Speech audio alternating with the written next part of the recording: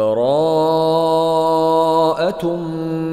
من الله ورسوله إلى الذين عاهدتم من المشركين। সম্পর্ক ছেদ করা হলো আল্লাহ ও তার রাসূলের পক্ষ থেকে সেই মুশরিকদের সাথে যাদের সাথে তোমরা চুক্তিবদ্ধ হয়েছিলে। فسيحوا في الأرض 4 أشهر واعلموا أنكم غير معجز الله وأن الله مخزي الكافرين। অতঃপর তোমরা পরিভ্রমণ করো এ দেশে 4 মাস কাল, আর জেনে রেখো তোমরা আল্লাহকে পরাভূত করতে পারবে না, আর নিশ্চয় আল্লাহ কাফিরদের লাঞ্ছিত করে থাকেন। وأذان من الله ورسوله إلى الناس يوم الحج الأكبر أن الله بريء من المشركين ورسوله فإن تبتم فهو خير لكم وَإِن تَوَلَّيْتُمْ فَاعْلَمُوا أَنَّكُمْ غَيْرُ مُعْجِزِ اللَّهِ وَبَشِّرِ الَّذِينَ كَفَرُوا بِعَذَابٍ أَلِيمٍ। আর মহান হজের দিনে আল্লাহ ও তার রাসূলের পক্ষ থেকে লোকদের প্রতি ঘোষণা করে দেয়া হচ্ছে যে আল্লাহ মুশরিকদের থেকে দায়িত্ব মুক্ত এবং তার রাসূলও। অবশ্য যদি তোমরা তওবা করো তবে তা তোমাদের জন্য কল্যাণকর, আর যদি মুখ ফিরাও তবে জেনে রেখো আল্লাহকে তোমরা পরাভূত করতে পারবে না, আর কাফিরদের মর্মান্তিক শাস্তির সুসংবাদ দাও। إلا الذين عاهدتم من المشركين ثم لم ينقصوكم شيئا ولم يظاهروا عليكم أحدا فأتموا إليهم عهدهم إلى مدتهم إن الله يحب المتقين। তবে যে মুশরিকদের সাথে তোমরা চুক্তিবদ্ধ অতঃপর যারা তোমাদের ব্যাপারে কোনো ত্রুটি করেনি এবং তোমাদের বিরুদ্ধে কাউকে সাহায্য করেনি, তাদের সাথে কৃত চুক্তিকে তাদের দেয়া মেয়াদ পর্যন্ত পূর্ণ করো। অবশ্যই আল্লাহ সাবধানীদের পছন্দ করেন। فَإِذَا انسَلَخَ الْأَشْهُرُ الْحُرُمُ فَاقْتُلُوا الْمُشْرِكِينَ حَيْثُ وَجَدتُّمُوهُمْ وَخُذُوهُمْ وَاحْصُرُوهُمْ وَاقْعُدُوا لَهُمْ كُلَّ مَرْصَدٍ فَإِن تَابُوا وَأَقَامُوا الصَّلَاةَ وَآتَوُا الزَّكَاةَ فَخَلُّوا سَبِيلَهُمْ إِنَّ اللَّهَ غَفُورٌ رَّحِيمٌ। অতঃপর নিষিদ্ধ মাস অতিবাহিত হলে মুশরিকদের হত্যা করো যেখানে তাদের পাও, তাদের বন্দী করো এবং অবরোধ করো, আর প্রত্যেক ঘাঁটিতে তাদের সন্ধানে ওঁত পেতে বসে থাকো। কিন্তু যদি তারা তওবা করে, নামাজ কায়েম করে, যাকাত আদায় করে, তবে তাদের পথ ছেড়ে দাও। নিশ্চয়ই আল্লাহ অতি ক্ষমাশীল, পরম দয়ালু। وَإِنْ أَحَدٌ مِّنَ الْمُشْرِكِينَ اسْتَجَارَكَ فَأَجِرْهُ حَتَّى يَسْمَعَ كَلَامَ اللَّهِ ثُمَّ أَبْلِغْهُ مَأْمَنَهُ ذَلِكَ بِأَنَّهُمْ قَوْمٌ لَّا يَعْلَمُونَ। আর মুশরিকদের কেউ যদি তোমার কাছে আশ্রয় প্রার্থনা করে তবে তাকে আশ্রয় দেবে যাতে সে আল্লাহর কালাম শুনতে পায়, অতঃপর তাকে তার নিরাপদ স্থানে পৌঁছে দেবে। এটি এজন্য যে এরা জ্ঞান রাখে না। كيف يكون للمشركين عهد عند الله وعند رسوله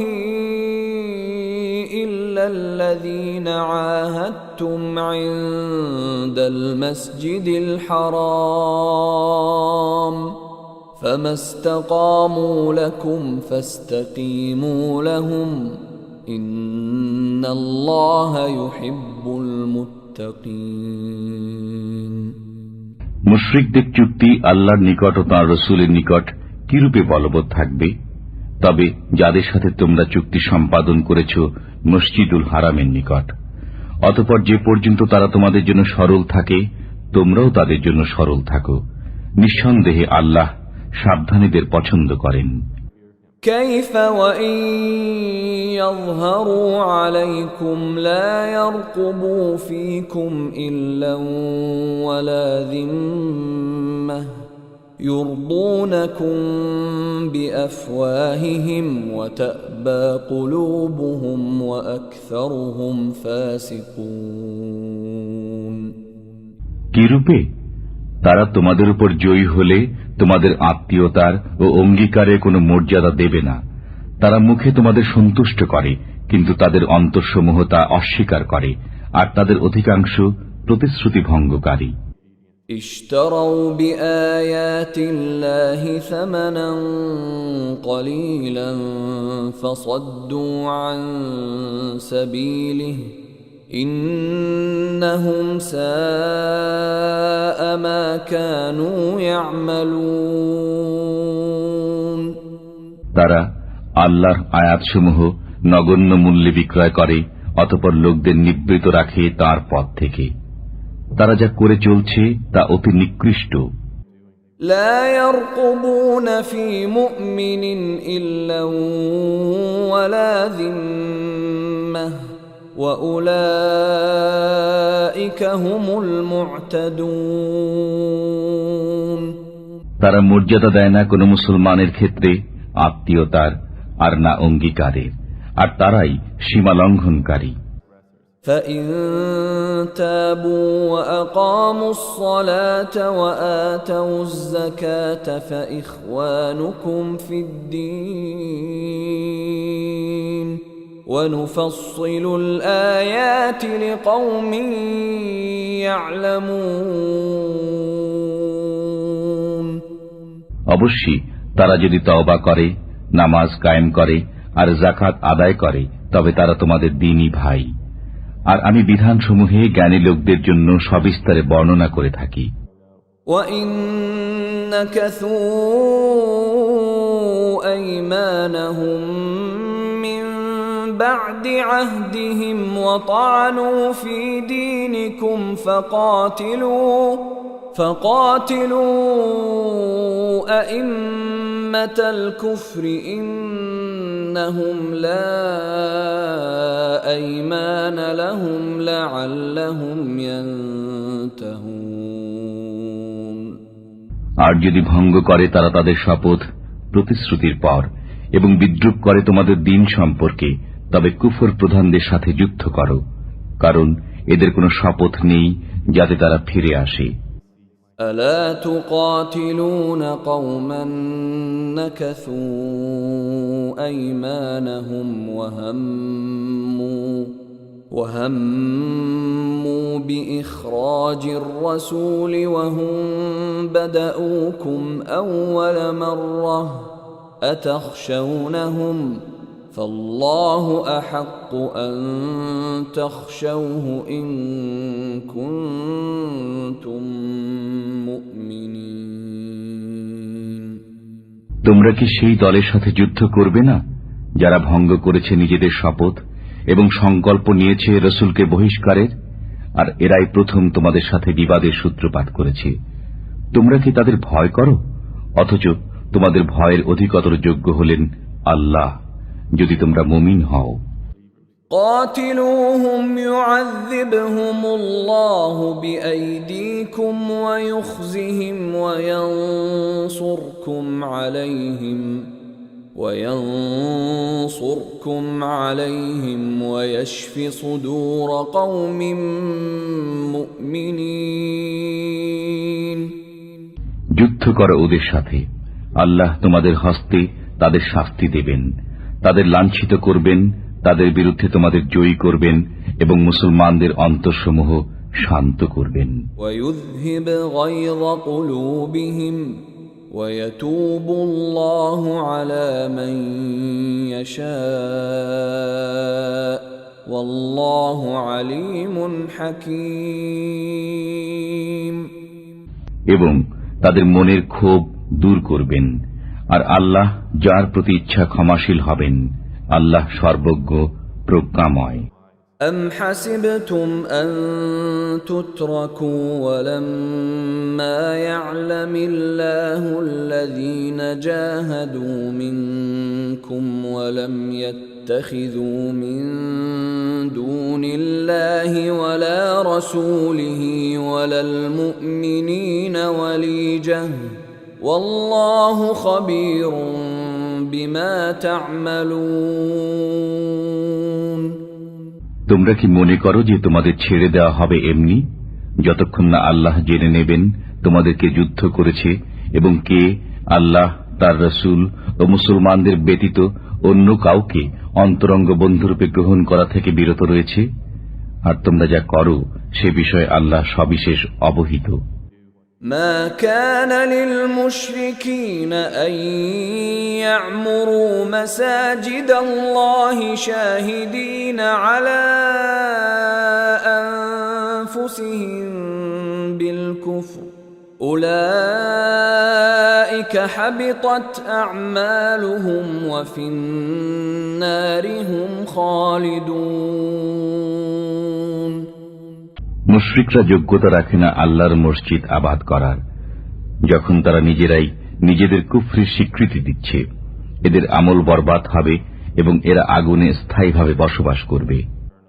إنما يعمر مساجد الله من آمن بالله واليوم الآخر وأقام الصلاة وآتى الزكاة ولم يخش إلا الله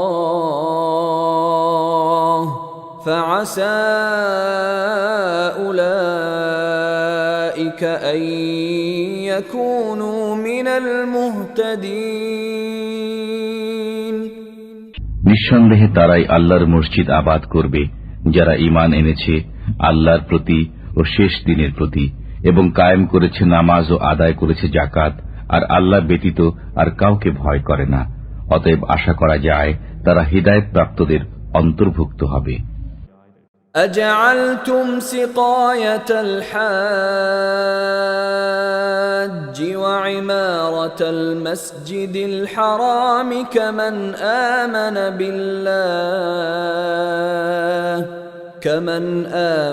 بالله واليوم الآخر وجاهد في سبيل الله لا يستوون عند الله والله لا يهدي القوم الظالمين তোমরা কি হাজীদের পানি সরবরাহ ও মসজিদুল হারাম আবাদকরণকে সেই লোকের সমান মনে করো যে ঈমান রাখে আল্লাহ ও শেষ দিনের প্রতি এবং যুদ্ধ করেছে আল্লাহর রাহে? এরা আল্লাহর দৃষ্টিতে সমান নয়, আর আল্লাহ জালিম লোকদের হিদায়াত করেন না। الذين آمنوا وهاجروا وجاهدوا في سبيل الله بأموالهم وأنفسهم أعظم درجة عند الله وأولئك هم الفائزون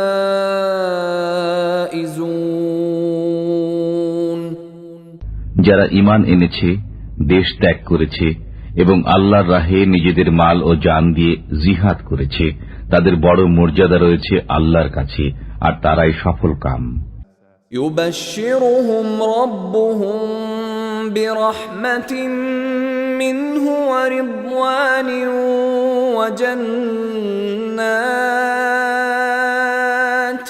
وجنات لهم فيها نعيم মুকিম তাদের সুসংবাদ দিচ্ছেন তাদের পরওয়ারদিগার স্বীয় দয়া ও সন্তোষের এবং জান্নাতের, যেখানে আছে তাদের জন্য স্থায়ী শান্তি। খালিদিন ফিহা আবাদা ইন্নাল্লাহা عنده أجر عظيم তথা তারা থাকবে চিরদিন। নিঃসন্দেহে আল্লাহর কাছে আছে মহাপুরস্কার।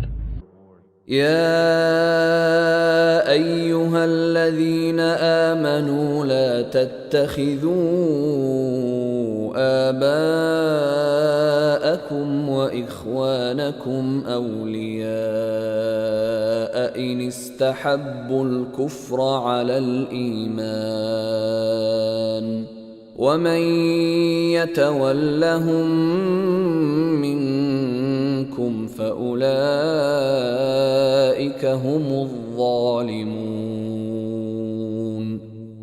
হে ঈমানদারগণ, তোমরা স্বীয় পিতা ও ভাইদেরকে অভিভাবক রূপে গ্রহণ করো না, যদি তারা ঈমান অপেক্ষা কুফরকে ভালোবাসে, আর তোমাদের যারা তাদের অভিভাবক রূপে গ্রহণ করে তারা সীমা লঙ্ঘনকারী। قل إن كان آباؤكم وأبناؤكم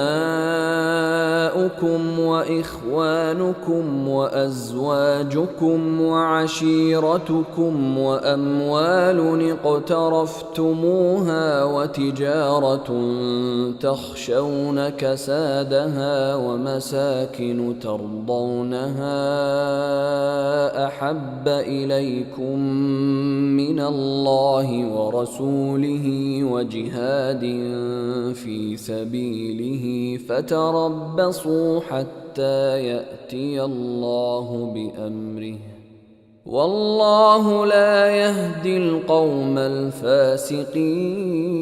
الفاسقين বলো, তোমাদের নিকট যদি তোমাদের পিতা, তোমাদের সন্তান, তোমাদের ভাই, তোমাদের পত্নী, তোমাদের গোত্র, তোমাদের অর্জিত ধন সম্পদ, তোমাদের ব্যবসা যা বন্ধ হয়ে যাওয়ার ভয় করো এবং তোমাদের বাসস্থান যাকে তোমরা পছন্দ করো, আল্লাহ, তার রসুল ও তাঁর রাহে জিহাদ করা থেকে অধিক প্রিয় হয়, তবে অপেক্ষা করো আল্লাহর বিধান আসা পর্যন্ত, আর আল্লাহ ফাসিক সম্প্রদায়কে হিদায়াত করেন না। لقد نصركم الله في مواطن كثيرة ويوم حنين إذ أعجبتكم كثرتكم فلم تغن عنكم شيئا وضاقت عليكم الأرض بما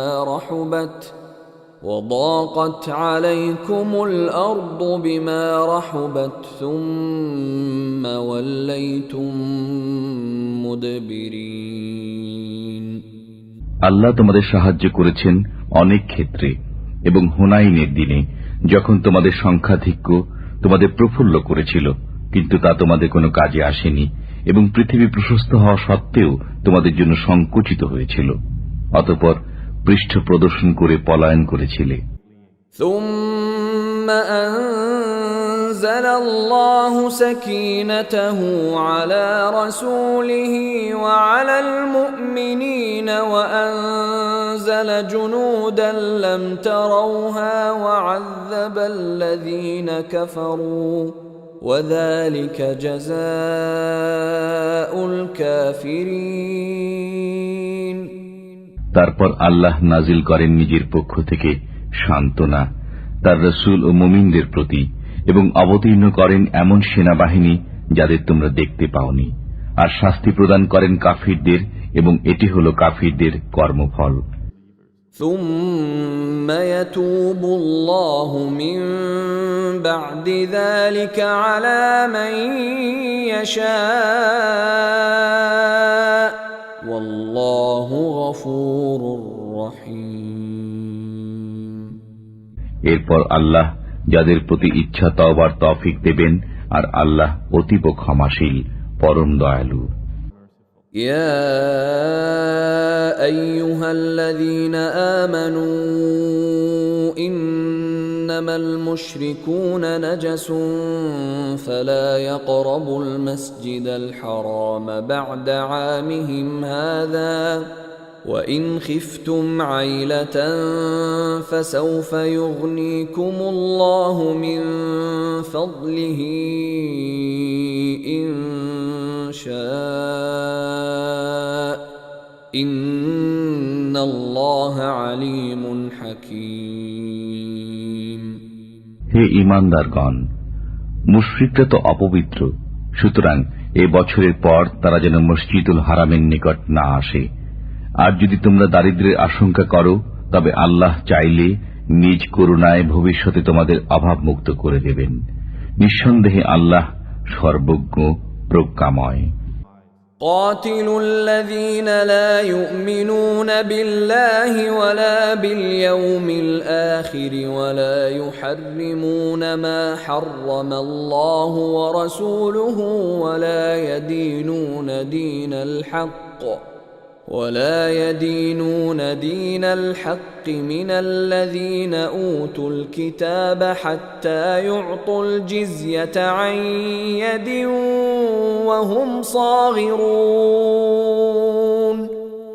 তোমরা যুদ্ধ করো আহলে কিতাবের ওই লোকদের সাথে যারা আল্লাহ রোজ হাসরে ঈমান রাখে না, আল্লাহ ও তার রাসূল যা হারাম করে দিয়েছেন তা হারাম করে না এবং গ্রহণ করে না সত্য ধর্ম, যতক্ষণ না করজোরে তারা জিজিয়া প্রদান করে।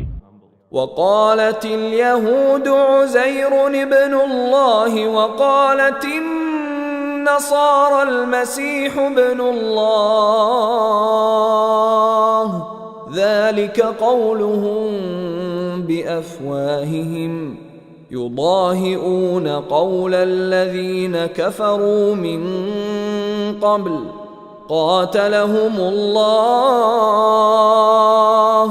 أنى يؤفكون.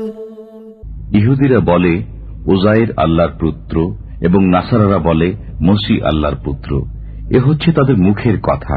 এরা পূর্ববর্তী কাফিরদের মতো কথা বলে। আল্লাহ এদের ধ্বংস করুন, এরা কোন উল্টো পথে চলে যাচ্ছে। اتخذوا أحبارهم ورهبانهم أربابا من دون الله والمسيح ابن مريم وما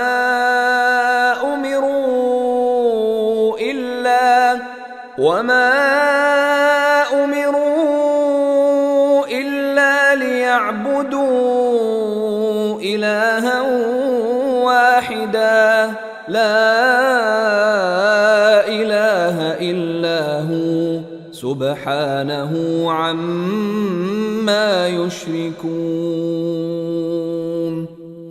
তারা তাদের পণ্ডিত ও সংসার বিভাগীদের তাদের পালনকর্তা রূপে গ্রহণ করেছে আল্লাহ ব্যতীত এবং মরিয়মের পুত্রকেও, অথচ তারা আদিষ্ট ছিল একমাত্র মাবুদের ইবাদতের জন্য। তিনি ছাড়া কোনো মাবুদ নেই। তারা তার শরীক সাব্যস্ত করে, তার থেকে তিনি পবিত্র। يريدون أن يطفئوا نور الله بأفواههم ويأبى الله إلا أن يتم نوره ولو كره الكافرون. তারা তাদের মুখের ফুৎকারে আল্লাহর নূরকে নির্বাপিত করতে চায়, কিন্তু আল্লাহ অবশ্যই তার নূরের পূর্ণতা বিধান করবেন, যদিও কাফিররা তা অপ্রীতিকর মনে করে। هو الذي أرسل رسوله بالهدى ودين الحق ليظهره على الدين كله ولو كره المشركون. তিনি প্রেরণ করেছেন আপন রসুলকে হেদায়েত ও সত্য দিন সহকারে, যেন এ দিনকে অপরাপর দিনের উপর জয়যুক্ত করেন, যদিও মুশরিকরা তা অপ্রীতিকর মনে করে। يا أيها الذين آمنوا إن كثيرا من الأحبار والرهبان ليأكلون أموال الناس بالباطل ويصدون عن سبيل الله والذين يكنزون الذهب والفضة ولا ينفقونها في سبيل الله فبشرهم بعذاب أليم. হে ঈমানদারগণ, পণ্ডিত ও সংসার বিরাগীদের অনেকে লোকদের মালামাল অন্যায়ভাবে ভোগ করে চলছে এবং আল্লাহর পথ থেকে লোকদের নিবৃত রাখছে। আর যারা স্বর্ণ ও রূপা জমা করে রাখে এবং তা ব্যয় করে না আল্লাহর পথে, তাদের কঠোর আযাবের সুসংবাদ শুনিয়ে দিন। يوم يحمى عليها في نار جهنم فتكوى بها جباههم وجنوبهم وظهورهم هذا ما كنزتم لأنفسكم فذوقوا ما كنتم تكنزون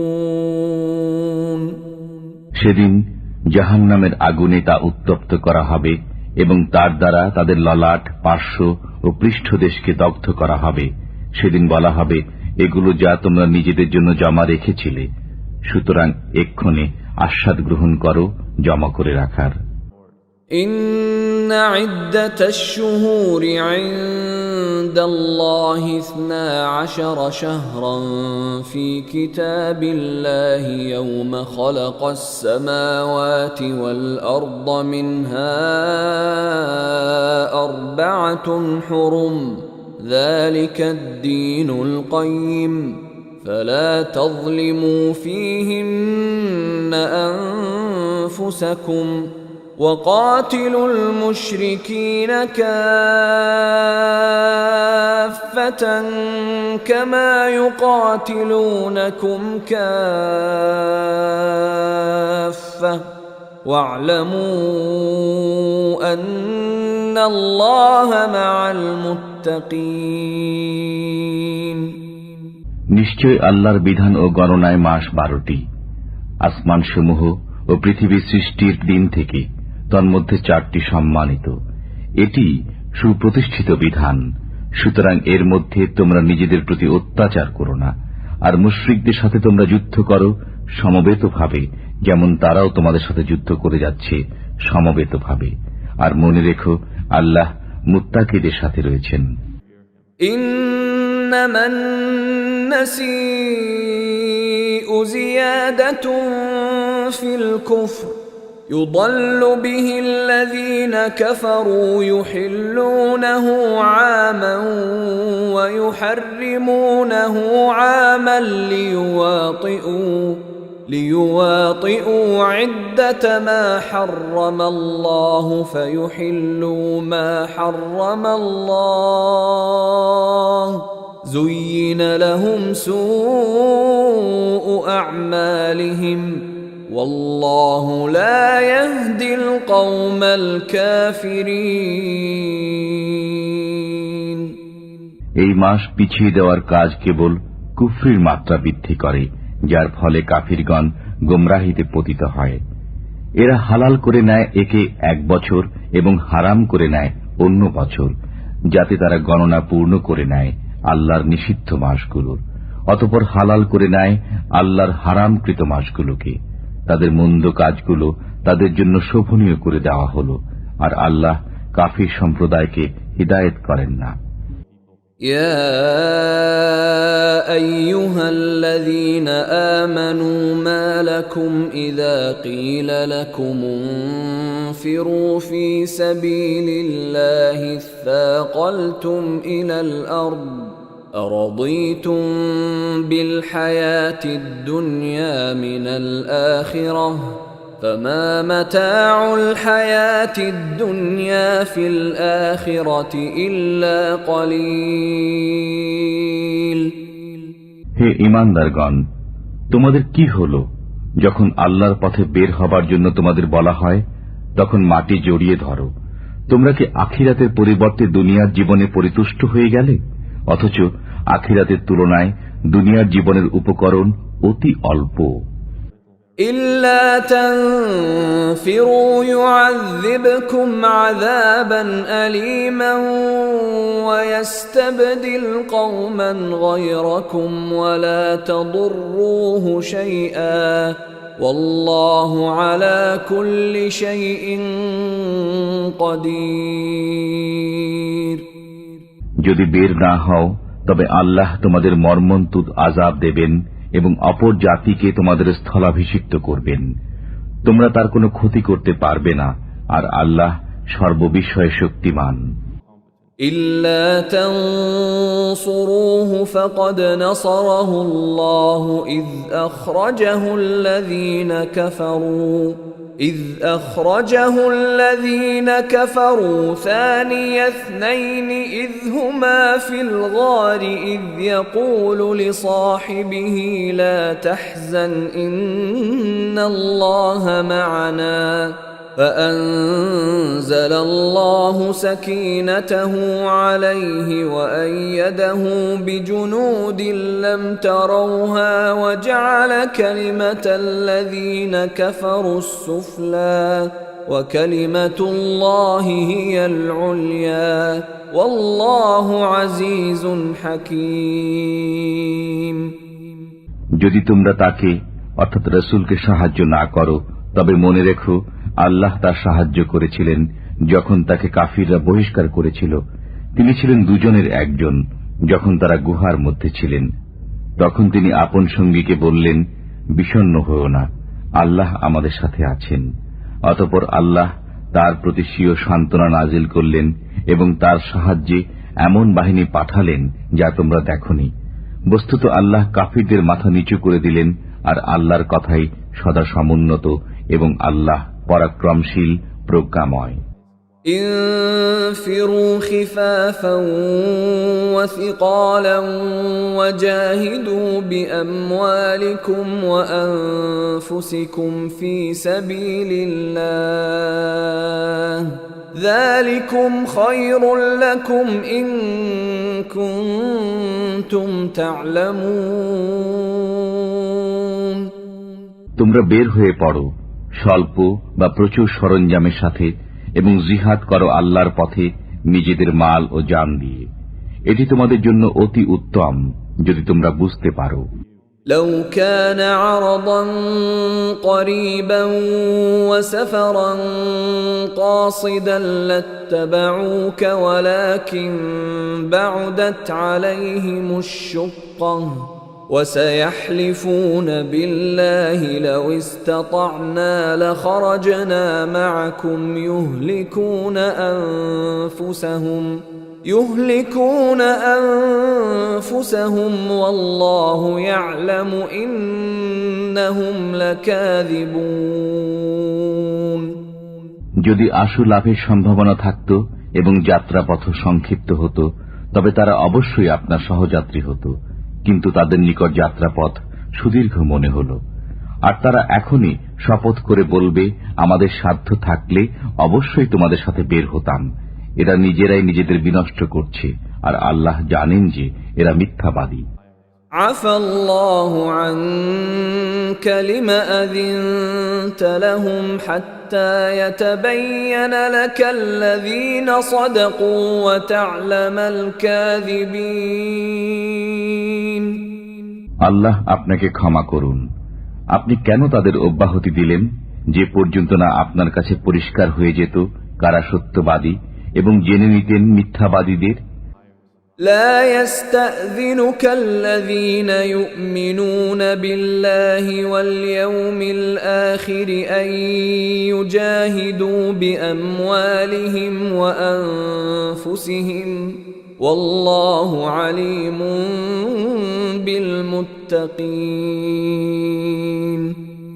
আল্লাহ রোজ কিয়ামতের প্রতি যাদের ঈমান রয়েছে তারা মাল ও জান দ্বারা জিহাদ করা থেকে আপনার কাছে অব্যাহতি কামনা করবে না, আর আল্লাহ সাবধানীদের ভালো জানেন। إنما يستأذنك الذين لا يؤمنون بالله واليوم الآخر وارتابت قلوبهم فهم في ريبهم يترددون। নিঃসন্দেহে তারাই আপনার কাছে অব্যাহতি চায় যারা আল্লাহ রোজ কিয়ামতে ঈমান রাখে না এবং তাদের অন্তর সন্দেহগ্রস্ত হয়ে পড়েছে, সুতরাং সন্দেহের আবর্তে তারা ঘুরপাক খেয়ে চলছে। ولو أرادوا الخروج لأعدوا له عدة ولكن كره الله بعاثهم فثبطهم وقيل اقعدوا مع القاعدين আর যদি তারা বের হবার সংকল্প নিত তবে অবশ্যই কিছু সরঞ্জাম প্রস্তুত রাখত, কিন্তু তাদের উত্থান আল্লাহর পছন্দ নয়, তাই তাদের নিবৃত রাখলেন এবং আদেশ হল উপবিষ্ট লোকদের সাথে তোমরা বসে থাকো। لو خرجوا فيكم ما زادوكم إلا خبالا ولأوضعوا خلالكم يبغونكم الفتنة وفيكم سماعون لهم والله عليم بالظالمين যদি তোমাদের সাথে তারা বের হতো তবে তোমাদের অনিষ্ট ছাড়া আর কিছু বৃদ্ধি করত না, আর অশ্ব ছুটাত তোমাদের মধ্যে বিভেদ সৃষ্টির উদ্দেশ্যে, আর তোমাদের মাঝে রয়েছে তাদের গুপ্তচর। বস্তুত আল্লাহ জালিমদের ভালোভাবেই জানেন। لقد ابتغوا الفتنة من قبل وقلبوا لك الأمور حتى جاء الحق وظهر أمر الله حتى جاء الحق وظهر أمر الله وهم كارهون তারা পূর্ব থেকেই বিভেদ সৃষ্টির সুযোগ সন্ধানে ছিল এবং আপনার কার্যসমূহ ওলট পালট করে দিচ্ছিল। শেষ পর্যন্ত সত্য প্রতিশ্রুতি এসে গেল এবং জয়ী হল আল্লাহর হুকুম, যে অবস্থায় তারা মন্দ বোধ করল। ومنهم من يقول ائذن لي ولا تفتني ألا في الفتنة سقطوا وإن جهنم لمحيطة بالكافرين আর তাদের কেউ বলে, আমাকে অব্যাহতি দিন এবং পথভ্রষ্ট করবেন না। শুনে রাখো, তারা তো পূর্ব থেকে পথভ্রষ্ট এবং নিঃসন্দেহে জাহান্নাম এই কাফিরদের পরিবেষ্টন করে রয়েছে। إن تصبك حسنة تسؤهم وإن تصبك مصيبة يقولوا قد أخذنا أمرنا من قبل ويتولوا وهم فرحون আপনার কোনো কল্যাণ হলে তারা মন্দ বোধ করে এবং কোনো বিপদ উপস্থিত হলে তারা বলে, আমরা পূর্ব থেকেই নিজেদের কাজ সামলে নিয়েছি, এবং ফিরে যায় উল্লসিত মনে। قل لن يصيبنا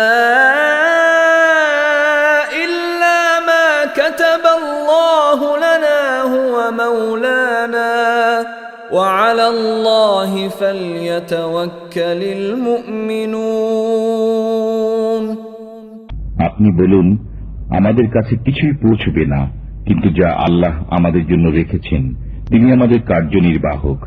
আল্লাহর উপরই মুমিনদের ভরসা করা উচিত। قل هل تربصون بنا إلا إحدى الحسنيين ونحن نتربص بكم أن يصيبكم الله بعذاب من عنده أو بأيدينا فتربصوا إنا معكم متربصون আপনি বলুন, তোমরা তো আমাদের জন্য দুকল্যাণের একটি প্রত্যাশা করো, আর আমরা প্রত্যাশায় আছি তোমাদের জন্য যে আল্লাহ তোমাদের আযাব দান করুক নিজের পক্ষ থেকে অথবা আমাদের হস্তে। সুতরাং তোমরা অপেক্ষা করো, আমরাও তোমাদের সাথে অপেক্ষমান। قل أنفقوا طوعا أو كرها لن يتقبل منكم إنكم كنتم قوما فاسقين আপনি বলুন, তোমরা ইচ্ছায় অর্থ ব্যয় করো বা অনিচ্ছায়, তোমাদের থেকে তা কখনো কবুল হবে না, তোমরা নাফরমানের দল। وما منعهم أن تقبل منهم نفقاتهم إلا أنهم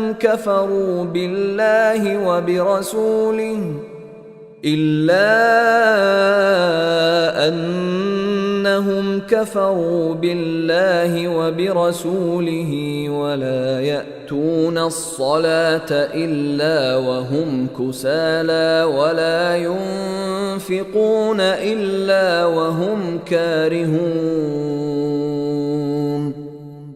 তাদের অর্থ ব্যয় কবুল না হওয়ার এছাড়া আর কোনো কারণ নেই যে তারা আল্লাহ ও তার রসুলের প্রতি অবিশ্বাসী।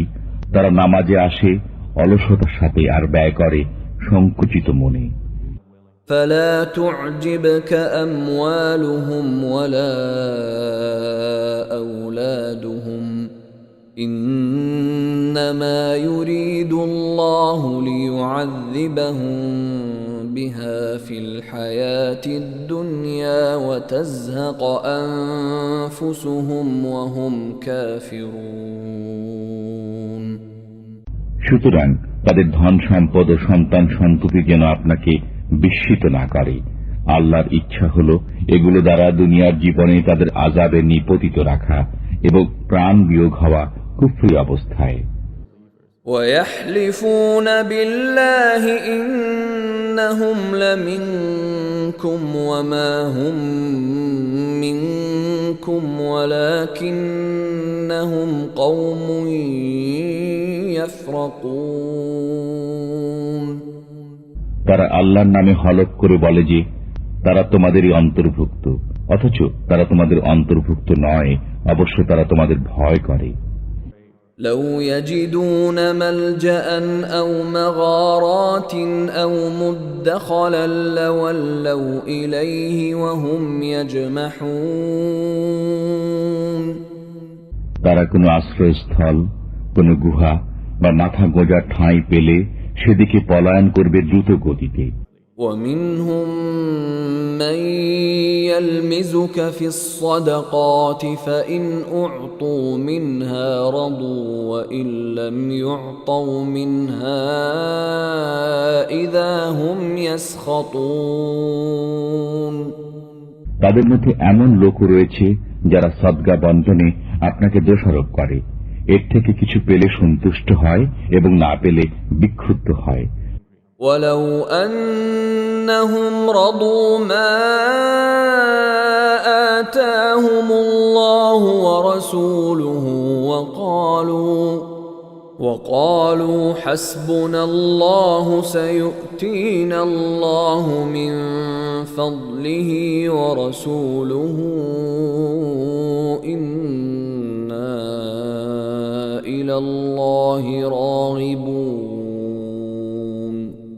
কতই না ভালো হতো যদি তারা সন্তুষ্ট হতো আল্লাহ ও তার রাসূলের উপর এবং বলতো আল্লাহই আমাদের জন্য যথেষ্ট, আল্লাহ আমাদের দেবেন নিজ করুণায় এবং তার রাসূলও, আমরা শুধু আল্লাহকে কামনা করি। إنما الصدقات للفقراء والمساكين والعاملين عليها والمؤلفة قلوبهم وفي الرقاب والغارمين وفي سبيل الله وابن السبيل فريضة من الله والله عليم حكيم যাকাত হলো কেবল ফকির, মিসকিন, যাকাত আদায়কারী ও যাদের চিত্ত আকর্ষণ প্রয়োজন তাদের হক, এবং তা দাস মুক্তির জন্য, ঋণগ্রস্তদের জন্য, আল্লাহর পথে জিহাদকারীদের জন্য এবং মুসাফিরদের জন্য এই হল আল্লাহর নির্ধারিত বিধান। আল্লাহ সর্বজ্ঞ, প্রজ্ঞাময়।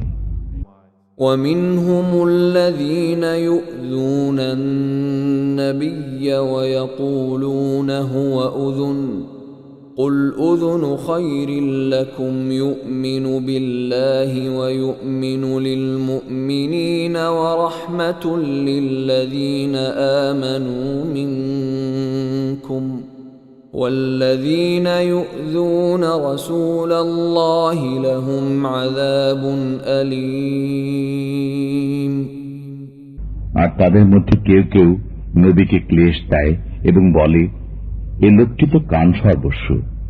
আপনি বলে দিন, কান হলেও তোমাদেরই মঙ্গলের জন্য। আল্লাহর উপর বিশ্বাস রাখে এবং বিশ্বাস রাখে মুসলমানদের কথার উপর। বস্তুত তোমাদের মধ্যে যারা ঈমানদার তাদের জন্য তিনি রহমত বিশেষ। আর যারা আল্লাহর রাসূলের প্রতি কুৎসা রটনা করে তাদের জন্য রয়েছে বেদনাদায়ক আযাব। يحلفون بالله لكم ليرضوكم والله ورسوله أحق أن يرضوه إن كانوا مؤمنين। তোমাদের সামনে আল্লাহর কসম খায় যাতে তোমাদের রাজি করাতে পারে। অবশ্য তারা যদি ঈমানদার হয়ে থাকে তবে আল্লাহকে এবং তার রাসূলকে রাজি করা অত্যন্ত জরুরি। ألم يعلموا أنه من يحادد الله ورسوله فأن له نار جهنم خالدا فيها ذلك الخزي العظيم। তারা কি একথা জেনে নেয়নি যে আল্লাহর সাথে এবং তার রাসূলের সাথে যে মোকাবিলা করে তার জন্য নির্ধারিত রয়েছে দোজখ, তাতে সবসময় থাকবে। এটি হল মহা অপমান। يحذر المنافقون أن تنزل عليهم سورة تنبئهم بما في قلوبهم قل استهزئوا إن الله مخرج ما تحذرون।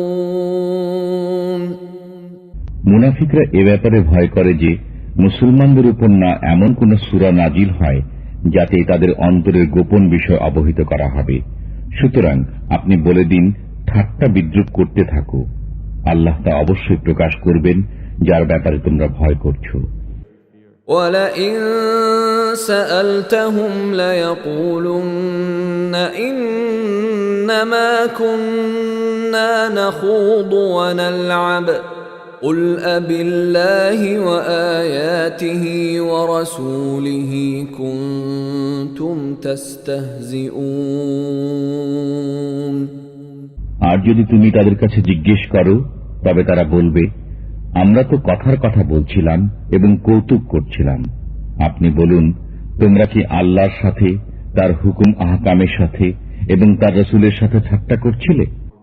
لا تعتذروا قد كفرتم بعد إيمانكم إن نعف عن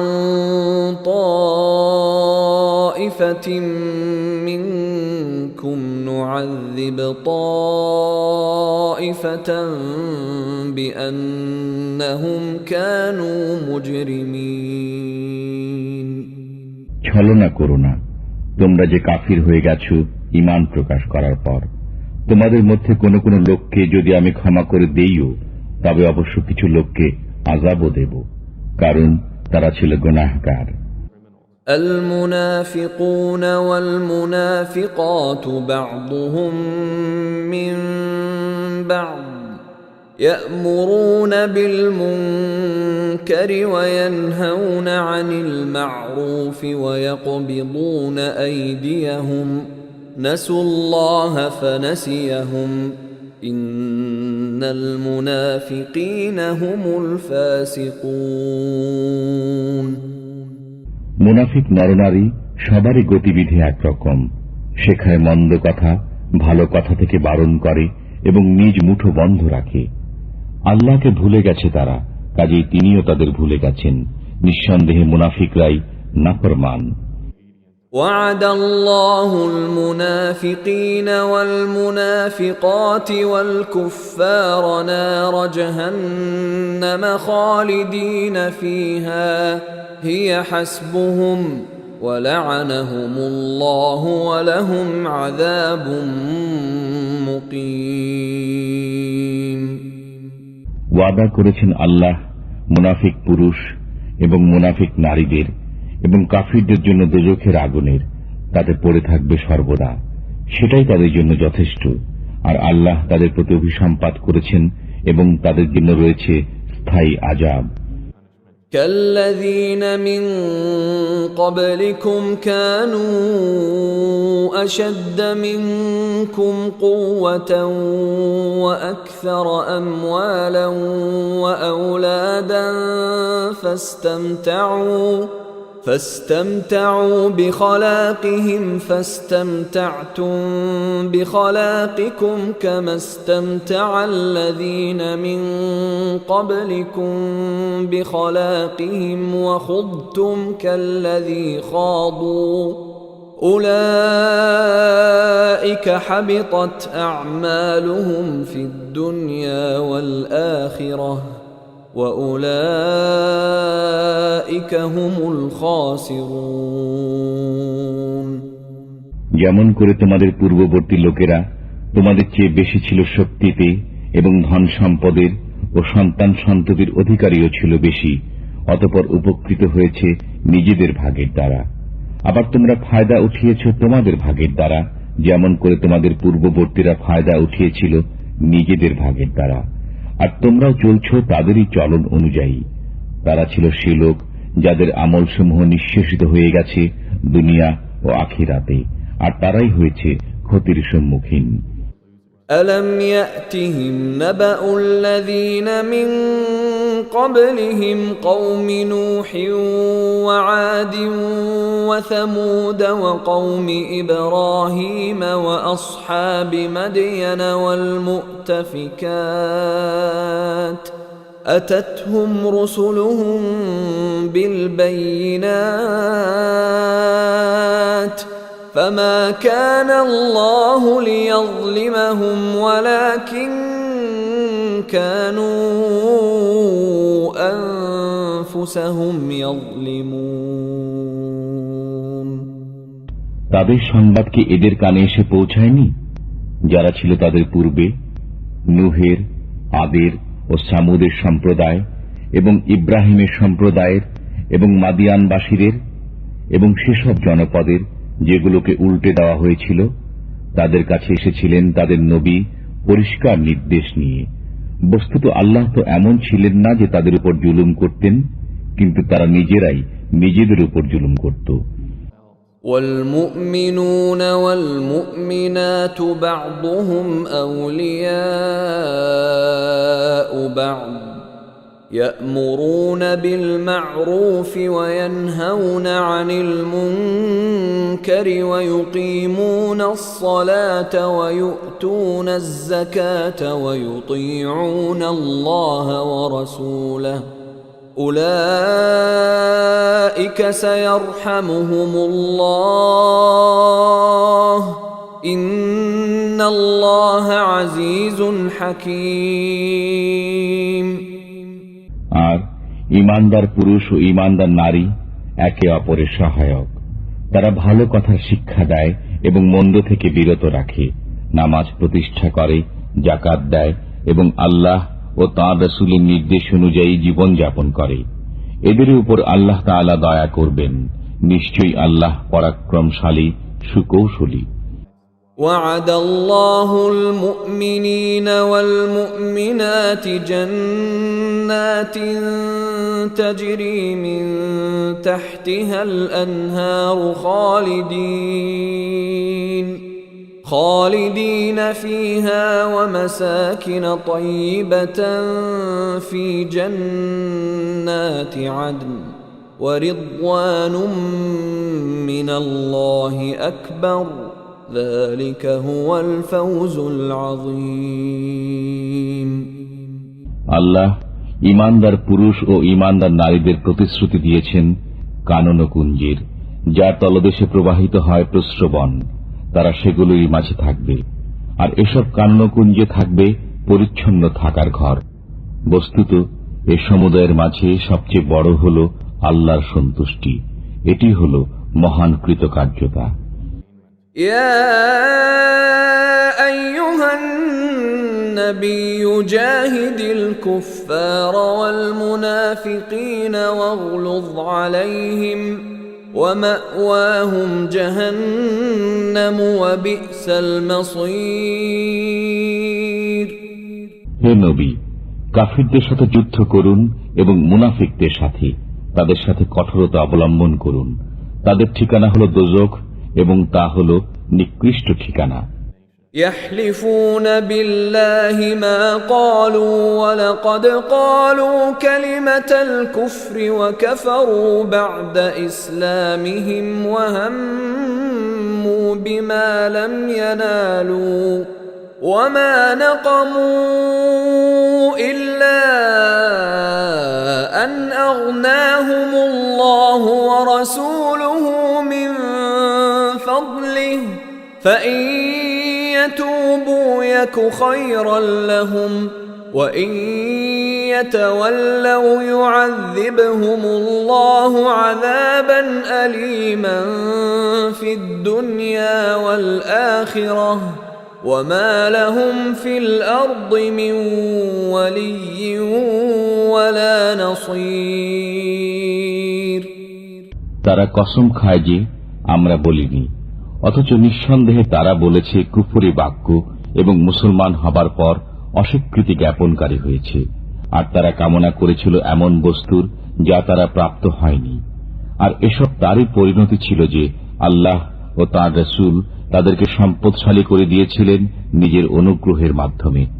বস্তুত এরা যদি তওবা করে নেয় তবে তাদের জন্য মঙ্গল, আর যদি তা না মানে তবে তাদেরকে আযাব দেবেন আল্লাহ তাআলা, বেদনাদায়ক আযাব দুনিয়া ও আখিরাতে। অতএব বিশ্ব চরাচরে তাদের জন্য কোনো সাহায্যকারী সমর্থক নেই। ومنهم من عاهد الله لئن آتانا من فضله لنصدقن ولنكونن من الصالحين। তাদের মধ্যে কেউ কেউ রয়েছে যারা আল্লাহ তাআলার সাথে ওয়াদা করেছিল যে তিনি যদি আমাদের প্রতি অনুগ্রহ দান করেন তবে অবশ্যই আমরা ব্যয় করব এবং সৎকর্মীদের অন্তর্ভুক্ত হয়ে থাকব। فَلَمَّا آتَاهُم مِّن فَضْلِهِ بَخِلُوا بِهِ وَتَوَلَّوْا وَهُم مُّعْرِضُونَ। অতঃপর যখন তাদেরকে স্বীয় অনুগ্রহের মাধ্যমে দান করা হয় তখন তাতে কার্পণ্য করেছে এবং কৃত ওয়াদা থেকে ফিরে গিয়েছে তা ভেঙে দিয়ে। فأعقبهم نفاقا في قلوبهم إلى يوم يلقونه بما أخلفوا الله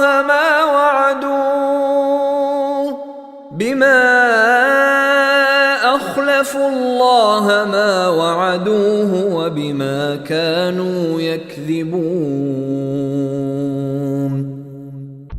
তারপর এরই পরিণতিতে তাদের অন্তরে কপটতা স্থান করে নিয়েছে সেদিন পর্যন্ত যেদিন তারা তাঁর সাথে গিয়ে মিলবে। তা এজন্য যে তারা আল্লাহর সাথে কৃত ওয়াদা লঙ্ঘন করেছিল এবং এজন্য যে তারা মিথ্যা কথা বলত। ألم يعلموا أن الله يعلم سرهم ونجواهم وأن الله علام الغيوب। তারা কি জেনে নেয়নি যে আল্লাহ তাদের রহস্য ও সলা পরামর্শ সম্পর্কে অবগত এবং আল্লাহ খুব ভালো করে জানেন সমস্ত গোপন বিষয়। الذين يلمزون المطوعين من المؤمنين في الصدقات والذين لا يجدون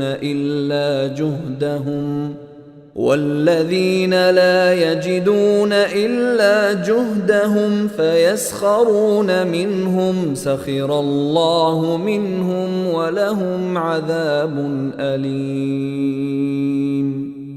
সে সমস্ত লোক যারা ভৎসনা বিদ্রুপ করে সেসব মুসলমানদের প্রতি যারা মন খুলে দান খয়রাত করে এবং তাদের প্রতি যাদের কিছুই নেই শুধুমাত্র নিজেদের পরিশ্রম লব্ধ বস্তু ছাড়া, তারপর তাদের প্রতি ঠাট্টা করে। আল্লাহ তাদের প্রতি ঠাট্টা করেছেন এবং তাদের জন্য রয়েছে বেদনাদায়ক আযাব।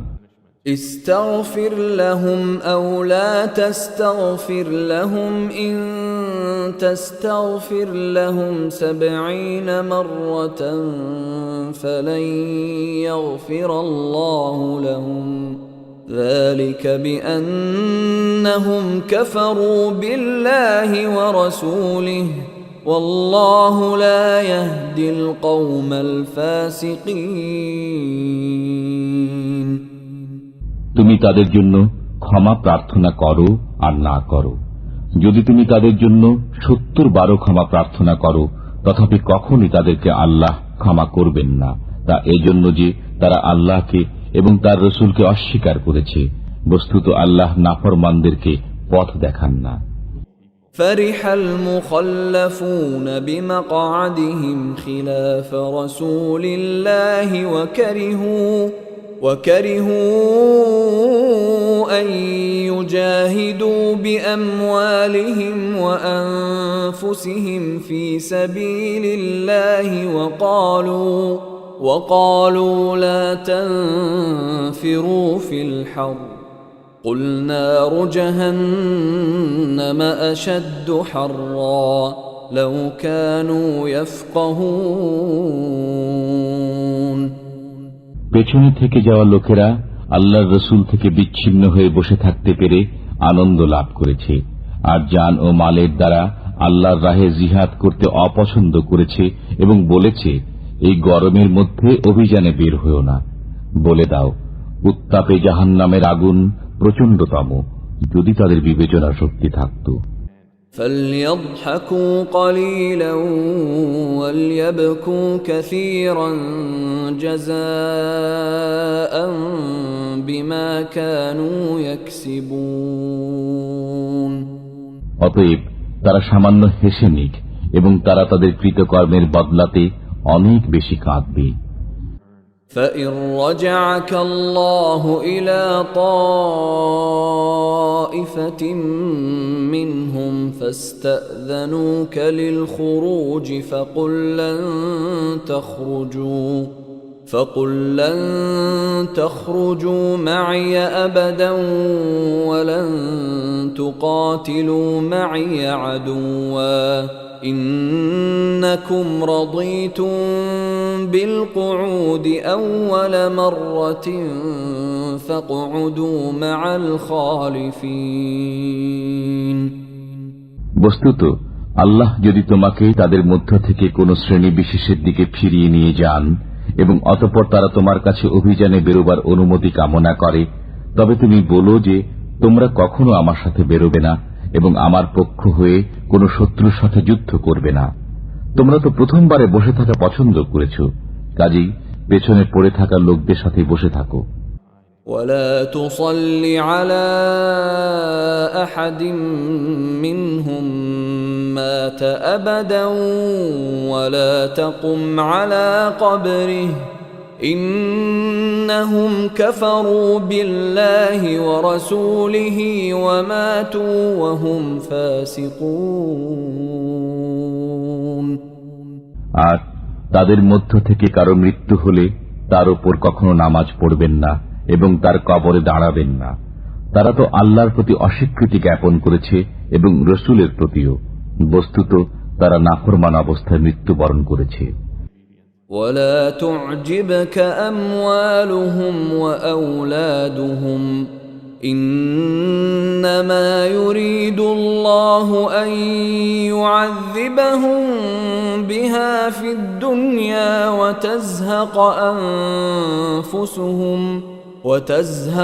أنفسهم وهم كافرون আর বিস্মিত হয়ো না তাদের ধন সম্পদ ও সন্তান সন্ততির দরুন। আল্লাহ তো এই চান যে এসবের কারণে তাদেরকে আযাবের ভেতরে রাখবেন দুনিয়ায় এবং তাদের প্রাণ নির্গত হওয়া পর্যন্ত যেন তারা কাফিরই থাকে। وَإِذَا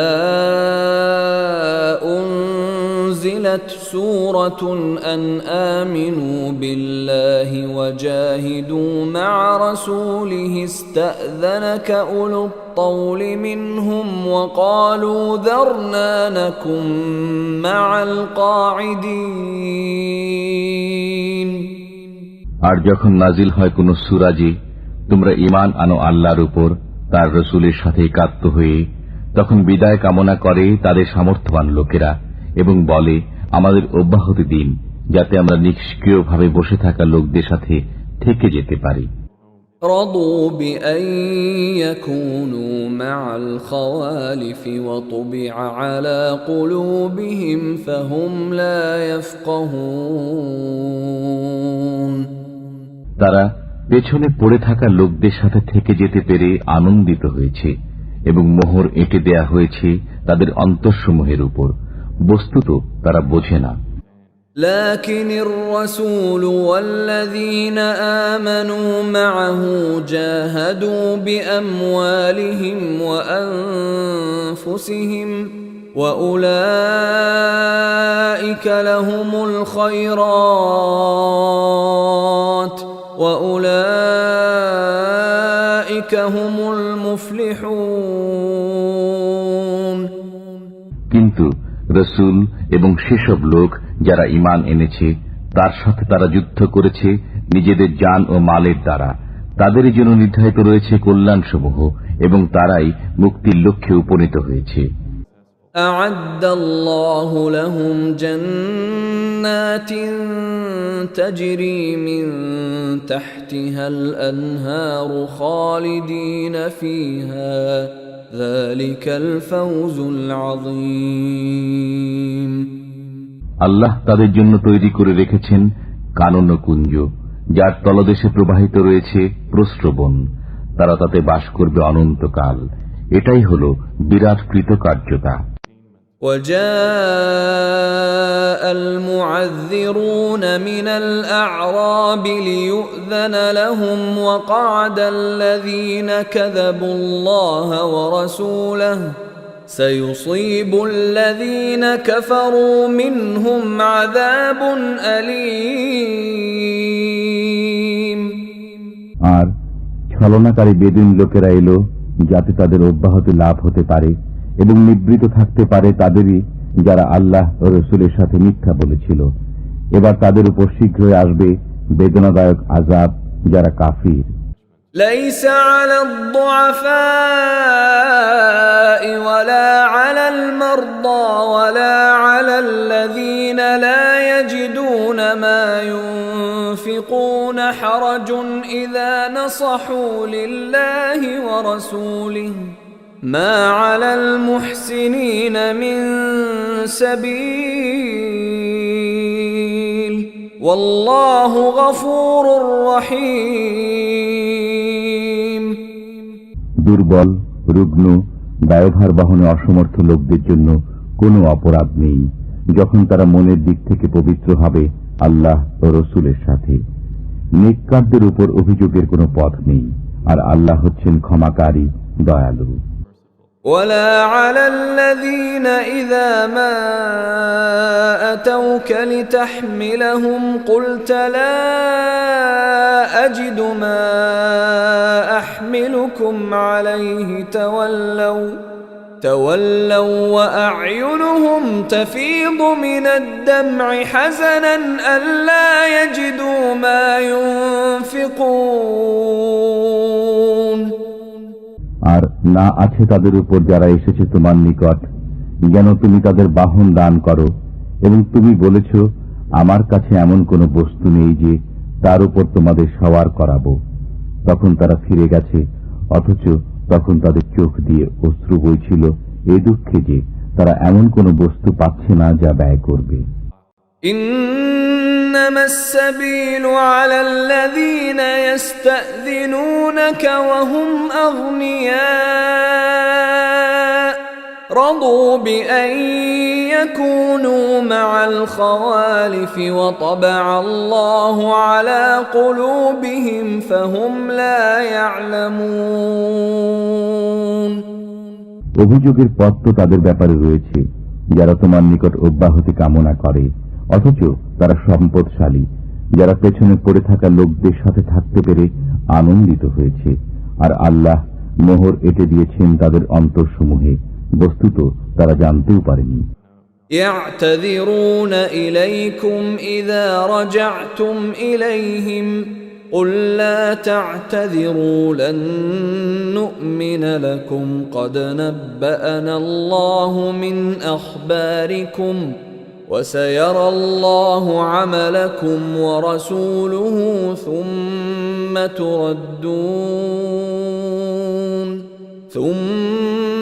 تردون إلى عالم الغيب والشهادة فينبئكم بما كنتم تعملون তুমি যখন তাদের কাছে ফিরে আসবে তখন তারা তোমাদের নিকট ছল ছুতা নিয়ে উপস্থিত হবে। তুমি বলো, ছলনা করো না, আমি কখনো তোমাদের কথা শুনব না। আমাকে আল্লাহ তাআলা তোমাদের অবস্থা সম্পর্কে অবহিত করে দিয়েছেন, আর এখন তোমাদের কর্ম আল্লাহই দেখবেন এবং তার রাসূল। তারপর তোমরা প্রত্যাবর্তিত হবে সেই গোপন ও অগোপন বিষয়ে অবগত সত্তার নিকট। তিনিই তোমাদের বাতলে দেবেন যা তোমরা করছিলে। سيحلفون بالله لكم إذا انقلبتم إليهم لتعرضوا عنهم فأعرضوا عنهم إنهم رجس ومأواهم جهنم جزاء بما كانوا يكسبون এখন তারা তোমার সামনে আল্লাহর কসম খাবে যখন তুমি তাদের কাছে ফিরে যাবে, যেন তুমি তাদের ক্ষমা করে দাও।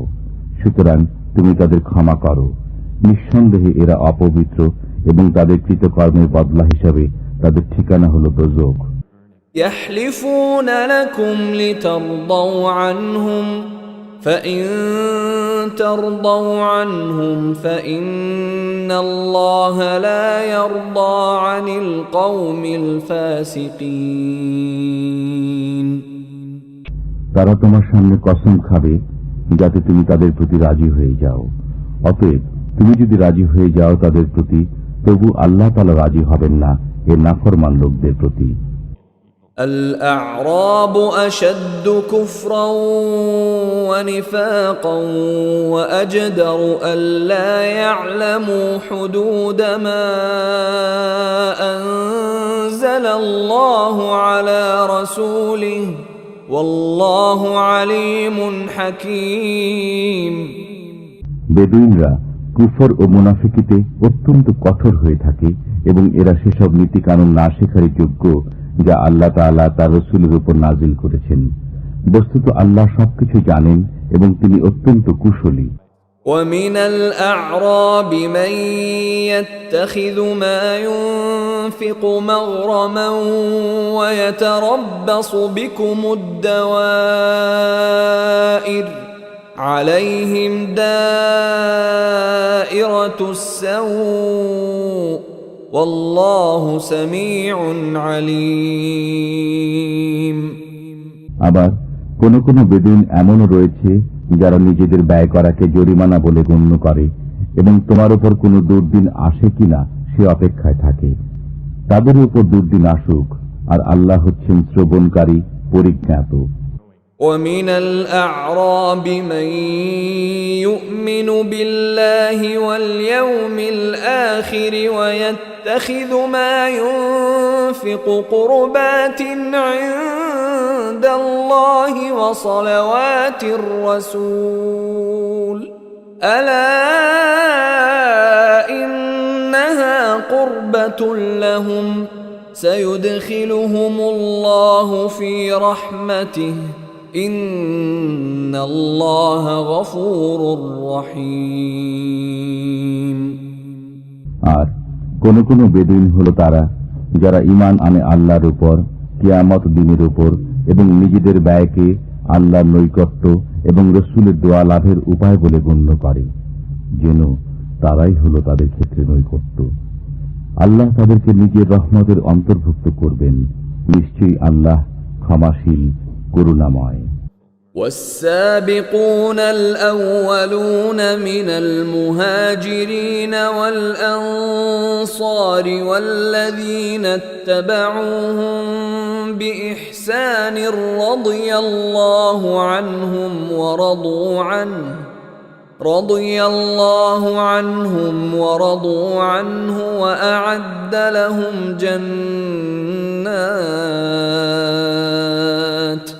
وأعد لهم جنات تجري تحتها الأنهار خالدين فيها أبدا ذلك الفوز العظيم। আর যারা সর্বপ্রথম হিজরতকারী ও আনসারদের মাঝে পুরাতন এবং যারা তাদের অনুসরণ করেছে, আল্লাহ সে সমস্ত লোকের প্রতি সন্তুষ্ট হয়েছেন এবং তারাও তাঁর প্রতি সন্তুষ্ট হয়েছে। আর তাদের জন্য প্রস্তুত রেখেছেন কানন ও কুঞ্জ, যার তলদেশ দিয়ে প্রবাহিত প্রস্রবণসমূহ। সেখানে তারা থাকবে চিরকাল।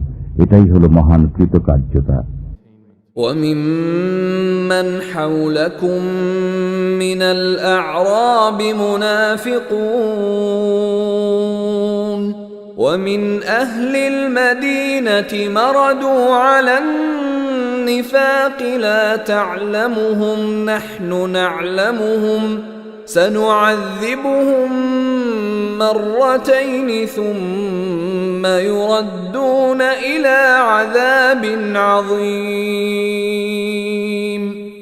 আর কিছু কিছু তোমার আশেপাশের মুনাফিক এবং কিছু লোক মদিনাবাসী কঠোর মুনাফিকিতে অনড়। তুমি তাদের জানো না, আমি তাদের জানি। আমি তাদেরকে আযাব দান করব দুবার, তারপর তাদেরকে নিয়ে যাওয়া হবে মহা আযাবের দিকে। وآخرون اعترفوا بذنوبهم خلطوا عملا صالحا وآخر سيئا عسى الله أن يتوب عليهم إن الله غفور رحيم।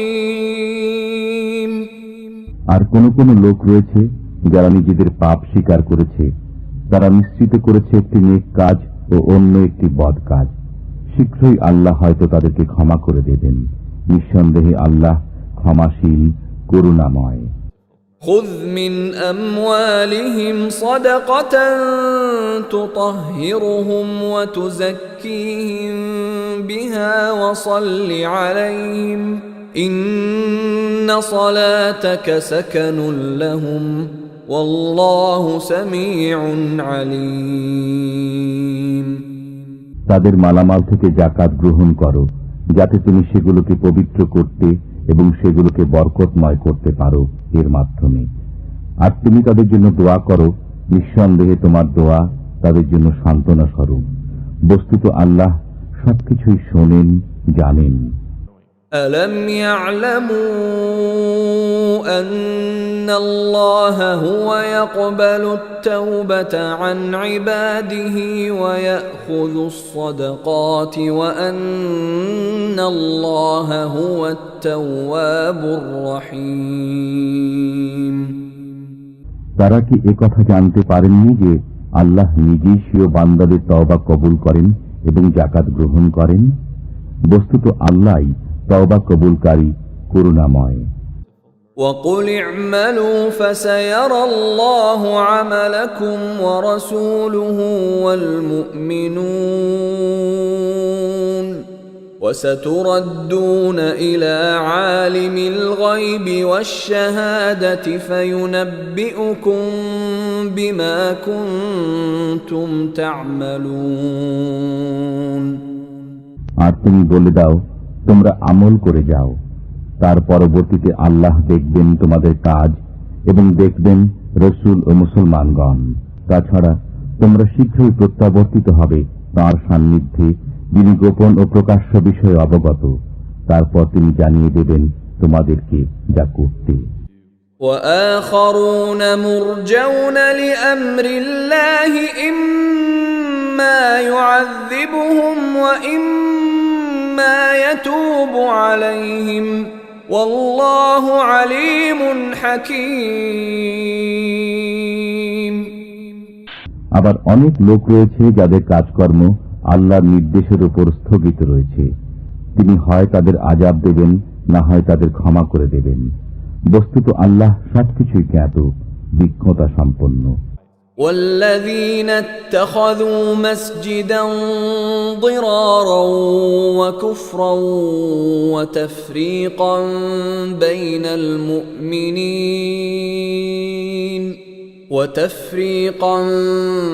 بين المؤمنين وإرصادا لمن حارب الله ورسوله من قبل وليحلفن إن أردنا إلا الحسنى والله يشهد إنهم لكاذبون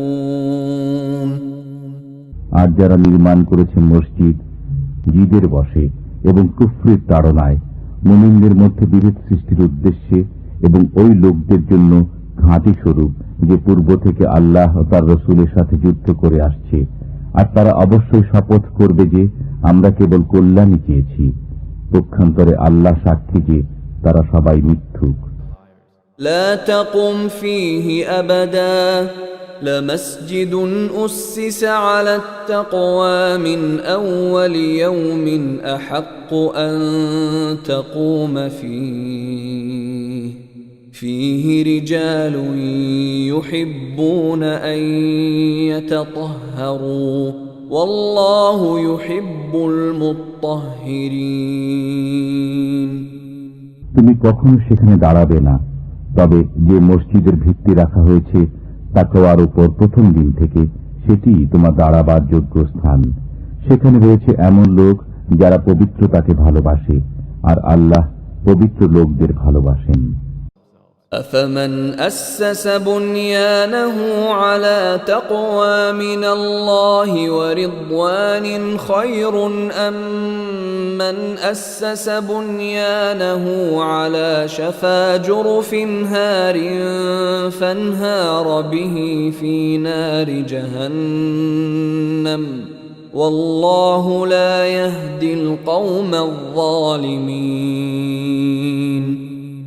যে ব্যক্তি স্বীয় গৃহের ভিত্তি রেখেছে আল্লাহর ভয় ও তাঁর সন্তুষ্টির উপর, সে উত্তম না সে ব্যক্তি উত্তম যে স্বীয় গৃহের ভিত্তি রেখেছে কোন গর্তের কিনারায় যা ধসে পড়ার নিকটবর্তী এবং অতঃপর তা ওকে নিয়ে দোজখের আগুনে পতিত হয়? আর আল্লাহ জালিমদের পথ দেখান না।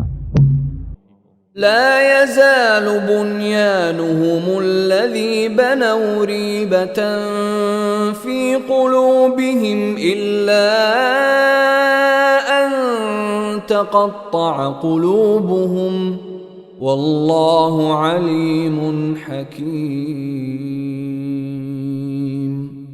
তাদের নির্মিত গৃহটি তাদের অন্তরে সদা সন্দেহের উদ্রেক করে যাবে, যে পর্যন্ত না তাদের অন্তরগুলো চৌচির হয়ে যায়, আর আল্লাহ সর্বজ্ঞ প্রজ্ঞাময়। ইন্নাল্লাহ আশতারা মিনাল মুমিনিনা আনফুসাহুম ওয়া আমওয়ালাহুম বিআন্না লাহুমুল জান্নাহ يقاتلون في سبيل الله فيقتلون ويقتلون وعدا عليه حقا في التوراة والإنجيل والقرآن ومن أوفى بعهده من الله فاستبشروا ببيعكم الذي بايعتم به وذلك هو الفوز العظيم আল্লাহ ক্রয় করে নিয়েছেন মুসলমানদের থেকে তাদের জান ও মাল এই মূল্যে যে তাদের জন্য রয়েছে জান্নাত। তারা যুদ্ধ করে আল্লাহর রাহে, অতঃপর মারে ও মরে। তাওরাত, ইনজিল ও কোরআন তিনি এ সত্য প্রতিশ্রুতিতে অবিচল, আর আল্লাহর যে প্রতিশ্রুতি রক্ষায় কে অধিক। সুতরাং তোমরা আনন্দিত হও সে লেনদেনের উপর যা তোমরা করছো তার সাথে, আর এ হল মহান সাফল্য। التائبون العابدون الحامدون السائحون الراكعون الساجدون الآمرون بالمعروف والناهون عن المنكر المنكر والحافظون لحدود الله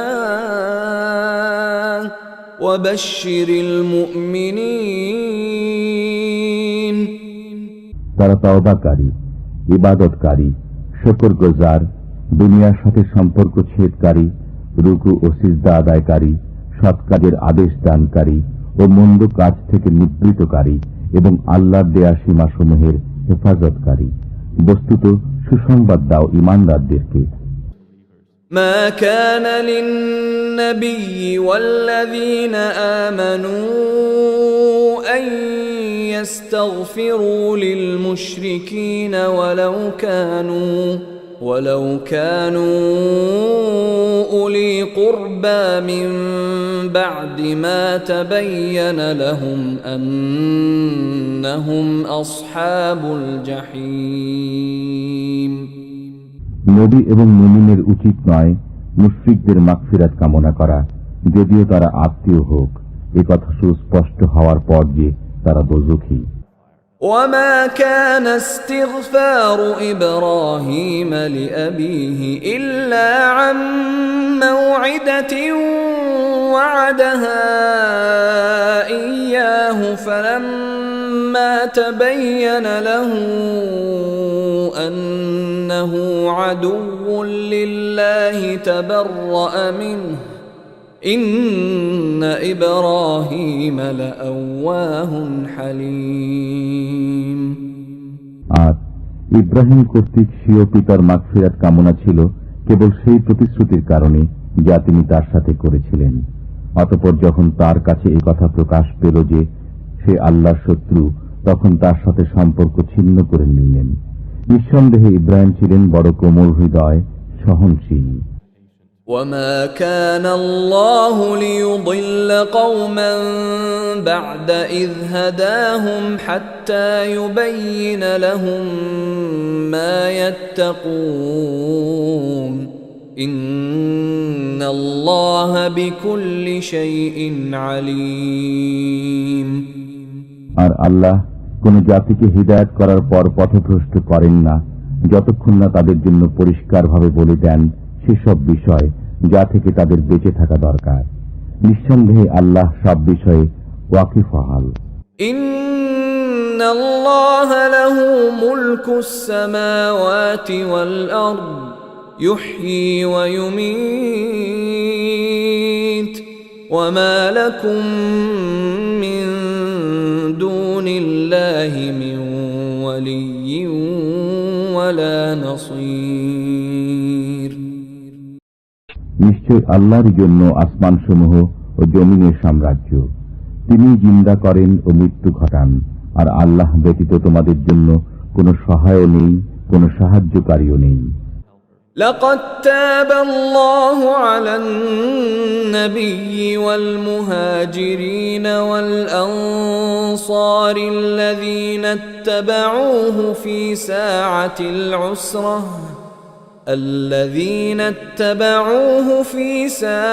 العسرة من بعد ما كاد يزيغ قلوب فريق منهم ثم تاب عليهم إنه بهم رؤوف رحيم আল্লাহ দয়াশীল নবীর প্রতি এবং মুহাজির ও আনসারদের প্রতি যারা কঠিন মুহূর্তে নবীর সঙ্গে ছিল, যখন তাদের এক দলের অন্তর ফিরে যাওয়ার উপক্রম হয়েছিল, অতঃপর তিনি দয়া পরবশ হন তাদের প্রতি। নিঃসন্দেহে তিনি তাদের প্রতি দয়াশীল ও করুণাময়। وعلى الثلاثة الذين خلفوا حتى إذا ضاقت عليهم الأرض بما رحبت وضاقت عليهم أنفسهم وظنوا أن لا ملجأ من الله إلا إليه ثم تاب عليهم ليتوبوا إن الله هو التواب الرحيم এবং অপর তিনজনকে যাদেরকে পেছনে রাখা হয়েছিল যখন পৃথিবী বিস্তৃত হওয়া সত্ত্বেও তাদের জন্য সংকুচিত হয়ে গেল এবং তাদের জীবন দুর্বিষহ হয়ে উঠল, আর তারা বুঝতে পারল যে আল্লাহ ব্যতীত আর কোনো আশ্রয়স্থল নেই, অতঃপর তিনি সদয় হলেন তাদের প্রতি যাতে তারা ফিরে আসে। নিঃসন্দেহে আল্লাহ দয়াময়, করুণাশীল। يا أيها الذين آمنوا اتقوا الله وكونوا مع الصادقين। হে ঈমানদারগণ, আল্লাহকে ভয় করো এবং সত্যবাদীদের সাথে থাকো। ما كان لأهل المدينة ومن حولهم من الأعراب أن يتخلفوا عن رسول الله ولا يرغبوا بأنفسهم عن نفسه، ذلك بأنهم لا يصيبهم ظمأ ولا نصب ولا مخمصة في سبيل الله ولا يطؤون موطئا يغيظ الكفار ولا ينالون من عدو نيلا إلا كتب لهم به عمل صالح إن الله لا يضيع أجر المحسنين। মদিনাবাসী ও পার্শ্ববর্তী পল্লীবাসীদের উচিত নয় রাসূলুল্লাহ সঙ্গ ত্যাগ করে পেছনে থেকে যাওয়া এবং রাসূলের প্রাণ থেকে নিজেদের প্রাণকে অধিক প্রিয় মনে করা। এটি এজন্য যে আল্লাহর পথে যে তৃষ্ণা, ক্লান্তি ও ক্ষুধা তাদের স্পর্শ করে এবং তাদের এমন পদক্ষেপ যা কাফিরদের মনে ক্রোধের কারণ হয়, আর শত্রুদের পক্ষ থেকে তারা যা কিছু প্রাপ্ত হয় তার প্রত্যেকটির পরিবর্তে তাদের জন্য লিখিত হয় নেক আমল। নিঃসন্দেহে আল্লাহ সৎকর্মশীল লোকদের হক নষ্ট করেন না। ولا ينفقون نفقة صغيرة ولا كبيرة ولا يقطعون واديا إلا كتب لهم ليجزيهم الله أحسن ما كانوا يعملون। আর তারা অল্প বিস্তর যা কিছু ব্যয় করে, যত প্রান্তর তারা অতিক্রম করে, তা সবই তাদের নামে লেখা হয়, যেন আল্লাহ তাদের কৃতকর্মসমূহের উত্তম বিনিময় প্রদান করেন। وما كان المؤمنون لينفروا كافة فلولا نفر من كل فرقة منهم طائفة ليتفقهوا في الدين ولينذروا قومهم إذا رجعوا إليهم لعلهم يحذرون। আর সমস্ত মুমিনদের অভিযানে বের হওয়া সঙ্গত নয়, তাই তাদের প্রত্যেক দলের একটি অংশ কেন বের হল না, যাতে দিনের জ্ঞান লাভ করে এবং সংবাদ দান করে স্বজাতিকে যখন তারা তাদের কাছে প্রত্যাবর্তন করবে, যেন তারা বাঁচতে পারে। يا أيها الذين آمنوا قاتلوا الذين يلونكم من الكفار وليجدوا فيكم غلظة واعلموا أن الله مع المتقين। হে ঈমানদারগণ, তোমাদের নিকটবর্তী কাফিরদের সাথে যুদ্ধ চালিয়ে যাও এবং তারা তোমাদের মধ্যে কঠোরতা অনুভব করুক, আর জেনে রাখো আল্লাহ মুত্তাকিদের সাথে রয়েছেন। وَإِذَا مَا أُنْزِلَتْ سُورَةٌ فَمِنْهُمْ مَنْ يَقُولُ أَيُّكُمْ زَادَتْهُ هَذِهِ إِيمَانًا فَأَمَّا الَّذِينَ آمَنُوا فَزَادَتْهُمْ إِيمَانًا وَهُمْ يَسْتَبْشِرُونَ। আর যখন কোন সূরা অবতীর্ণ হয় তখন তাদের কেউ কেউ বলে, এ সূরা তোমাদের মধ্যে কার ঈমান কতটা বৃদ্ধি করল? অতএব যারা ঈমানদার, এ সূরা তাদের ঈমান বৃদ্ধি করেছে এবং তারা আনন্দিত হয়েছে। وَأَمَّا الَّذِينَ فِي قُلُوبِهِم مَّرَضٌ فَزَادَتْهُمْ رِجْسًا إِلَى رِجْسِهِمْ وَمَاتُوا وَهُمْ كَافِرُونَ। বস্তুত যাদের অন্তরে ব্যাধি রয়েছে এটি তাদের কলুষের সাথে আরো কলুষ বৃদ্ধি করেছে এবং তারা কাফির অবস্থায় মৃত্যুবরণ করল। أَوَلَا يَرَوْنَ أَنَّهُمْ يُفْتَنُونَ فِي كُلِّ عَامٍ مَّرَّةً أَوْ مَرَّتَيْنِ ثُمَّ